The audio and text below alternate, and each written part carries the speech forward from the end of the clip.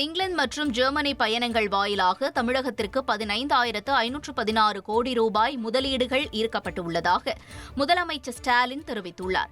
லண்டனிலிருந்து உற்சாகமான செய்தி என முதலமைச்சர் ஸ்டாலின் எக்ஸ் தளத்தில் பதிவிட்டுள்ளார்.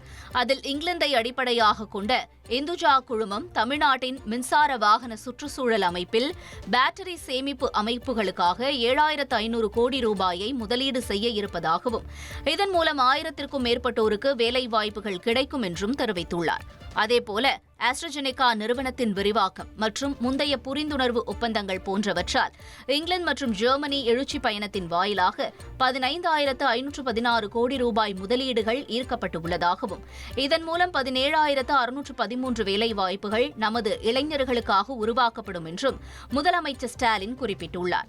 இவை வெறும் எண்கள் அல்ல, வாய்ப்பு, எதிர்காலம் மற்றும் கனவுகள் என்றும் இதுதான் திராவிட மாடல் ஆட்சியின் செயல்பாட்டு உத்வேகம் என்றும் முதலமைச்சர் ஸ்டாலின் தெரிவித்துள்ளார்.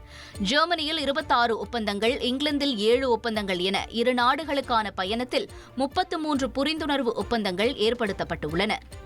ஜிஎஸ்டி சீர்திருத்தத்தால் நாட்டுக்கு மிகப்பெரிய நன்மை கிடைக்க உள்ளதாக மத்திய அமைச்சர் அஸ்வினி வைஷ்ணவ் தெரிவித்துள்ளார். தற்போது நாட்டின் மொத்த உள்நாட்டு உற்பத்தியான 330 லட்சம் கோடி ரூபாயில் சுமார் 202 கோடி நுகர்வின் மூலம் கிடைப்பதாக கூறிய அவர், ஜிஎஸ்டி குறைப்புக்கு பின் நுகர்வு 10% அதிகரித்தாலே மொத்த உள்நாட்டு உற்பத்தி 20 லட்சம் கோடி ரூபாய் அதிகரிக்கும் என கணித்துள்ளார். திருத்தப்பட்ட ஜிஎஸ்டி வரி வரும் 22ஆம் தேதி அமலுக்கு வருகிறது.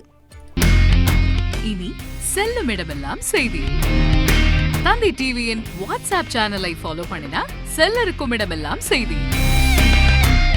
இதோ QR கோட் இப்பவே ஸ்கேன் பண்ணுங்க, ஃபாலோ பண்ணுங்க.